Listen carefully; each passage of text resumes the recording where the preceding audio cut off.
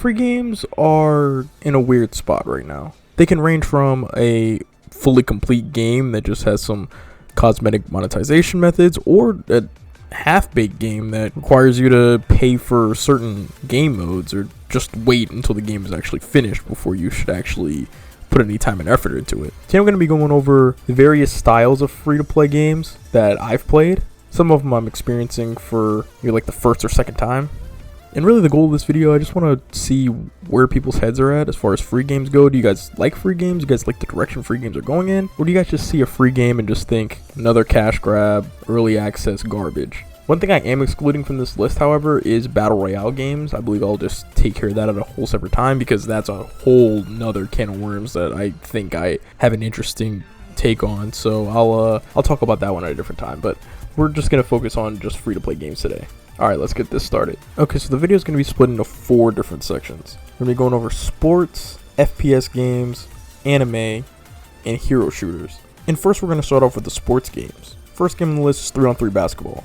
Or 3-on-3 freestyle, same difference. This is a game that really surprised me with its development over the years. Because honestly, it just started off as an escape from NBA 2K a couple years back when I really found the game. But when I played it recently, honestly, it's just a solid game in general, not even just a 2K escape. But even though I do feel like that's a game that most people would just fall back on if 2K is just not hidden and you just want a basketball game to play. Unfortunately, there aren't any other options for that for now. But the monetization isn't really super crazy, at least that I could tell.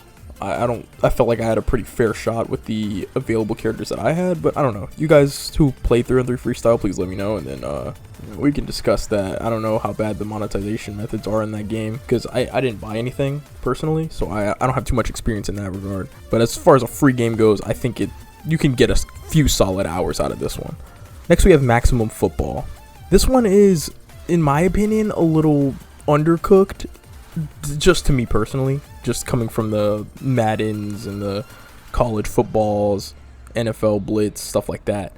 It did feel a little bit more arcadey than the Madden games, and that's very fine to me, but it didn't really hit like I wanted it to hit. You know, I wanted it to be more of an alternative instead. It just kind of felt like more of the same. So, you know, it is what it is. I don't think, does the game have monetization? Like any type of, like, maybe it's just like cosmetics and stuff, right? Like I can't imagine. Oh, maybe there's a Ultimate Team game mode. Let me look that up. And last but not least, in the sports section, we got eFootball. Now, it was kind of a toss-up between this one and UFL for me personally, but UFL I know has like the Ultimate Team aspect, and I think that's like the main selling point.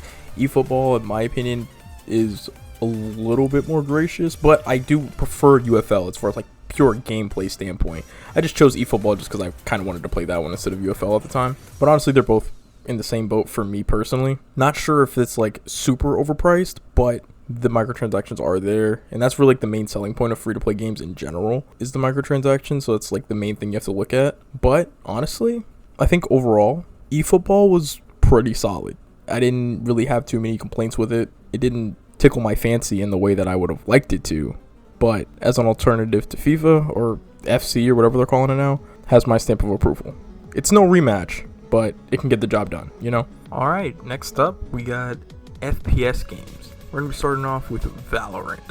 Now, Valorant is one I have a lot of experience with out of all the games that we're going to be talking about here today. This was pretty solid as far as microtransactions go. I think that the game is fully playable without having to spend a single dime. Granted, you don't have access to all the agents immediately, but you can unlock them. You can unlock weapon cosmetics and stuff through the battle pass, even through the free sections. Although it is very possible to play the game free to play, and even paying for stuff doesn't give you any advantage, the game does try everything they can to make the weapon skins look and feel as cool as possible to try to get you to spend your money. That being said, they have succeeded, and I played Valorant for 1 season. I had 1 good season, and that was really about it. And unfortunately, this little hour that I played, although it resulted in my internet going out because it was raining outside, I would be very down to play again. Next, we have Splitgate 2. Now, I couldn't have been the only one who was very surprised whenever I started Splitgate 2, and it felt very different from Splitgate 1, to the point to where I feel like they should have just changed the title altogether, because this was not a Splitgate 2. This just felt like an entirely different game. Nonetheless, I still gave it proper amount of time that I should have, and it really impressed me. Even though it is like very different, I got used to the differentness of it, and it's cool. I would have still preferred it to be a arena shooter, similar to the likes of a Halo, but you know, the little hero shooter aspects that they added to the game weren't the worst change, in my opinion. So yeah, that's pretty fine too. Alright, up next we got Destiny 2. Now, this one, I would say it's one of those like get in where you fit in kind of games, unfortunately. Well, Destiny 2 is in a weird spot because it's like if you don't continuously play the game, you're going to get left behind. And they will 100% leave you behind, also leaving themselves behind to the point where everything is locked and no one can access it. Like I don't know if anyone even knows what the original story was for Destiny 2, because there's so many expansions and everything now. Like it's all just lost in translation. I don't even know if anybody's still keeping up with the Destiny 2 storyline at this point. It's a mess. But I did go back and played a campaign mission, a little bit of Crucible. It's still the same. The expansions lock you out of other expansions, and then you need expansions to keep playing the game properly. And then it's one of those things, like if you don't spend your annual bucks every year to get a new expansion and battle passes and all that, you're gonna get left behind. Whether it's through new weapons that you won't have access to, or raids and stuff you're not gonna have access to, strikes and stuff. So if you do have a lot of time on your hands, I will definitely recommend it. Like if you're looking for that MMORPG itch with an FPS, and then you actually have like friends to do raids and stuff with, oh yeah, 100% you're gonna have some fun on Destiny 2. And that part I can guarantee you will get your $60 worth, that's for sure. But outside of that, I can't really guarantee anything else. Oh yeah, that hit. Next, we're going to be diving into the world of free anime games. Now, honestly, I was going to make a whole video on this alone, but it didn't really sit right with me that I didn't really play all of them, since I wrote them off as Genshin Impact clones initially. But honestly, that's very unfair to say, because, dude, I played these games, and man, oh man, did I have a good time. Now, a lot of the gameplay loop is like pretty repetitive with this one currently, Crystal of Atlan, but honestly, it's a fun gameplay loop, and it's a cool one just to get on. Like maybe not as like your main game that you just play like 10 hours a day or whatever, but like for sure maybe 2-3 hours a day, just like playing a couple campaign missions, just chilling, maybe like listening to music or podcasts or something in the background. It's very solid. The microtransactions aren't super crazy. They give you like power-ups and stuff like that, yeah, but I've really only played PvE. I don't know how the PvP aspect is. Like I don't know if PvP is like pay to win or anything like that. It might actually be, like now that I'm thinking about it. But yeah, even just the PvE experience, in my opinion, I'd say slightly repetitive, but you can get a solid 10-15ish hours out of this game, and honestly that should be enough to give it at least a try as a free game, right? All they're asking for is your time, and they're giving you like 15 hours of like solid missions. The next game is one that I believe to be the gold standard of these anime free games, and that is Genshin Impact. I kind of forgot how good this one was. It's been a very long time since I played it, but going back, I really enjoyed this game, and kind of just got reminded why I enjoyed it in the first place. Even though I don't have a lot of time to like really grind it like I really would want to, it's still very solid. Even after all this time and all the other games that I've played, like coming back to this one still feels like really good. The summoning and everything is still there. It's still gacha based, but it's not like required, right? Like especially if you're just doing PvE. Not sure if there is PvP in Genshin, but again, I kind of want to do like a full-on breakdown of all of these like little free anime games, because I feel like there's so many of them, and they don't at least have like that originality piece up front, right in your face, right? So I feel like that I could do my due diligence and at least like make a video on all those games and like playing them all, and you know, maybe like ranking them or something. I don't really know. Next we got Honkai Star Rail. This one I did play when it first came out, just because at the time I wasn't really playing a whole lot of turn-based RPGs, and this one was really solid. I think that the game was, in my opinion, one of the best that I played. Even like story-wise, this was pretty easy to follow. Even though like most of these like anime games, like kind of just don't care for the story that much, just because like I feel like that's the least, like that's not even the biggest selling point of the game.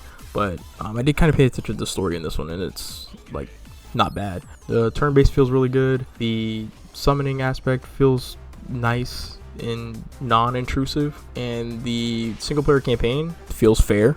And yeah, I just think like all these anime games do deserve at least a try, even if you're not gonna like main the game or you don't want to have to like rely on summoning and stuff like that just to get good things. Like there's still a good gameplay loop there regardless of that fact, right? So yeah, I do think they're all at least worth a try in that regard. Last but not least, my favorite on the list, hero shooters.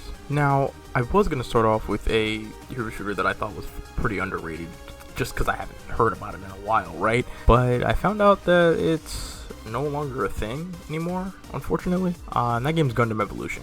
So instead, I just played the only other free Gundam game that I could find on the PlayStation Store. And it was a cool game, I'm not going to lie. It was pretty alright, but it was also just straightforward.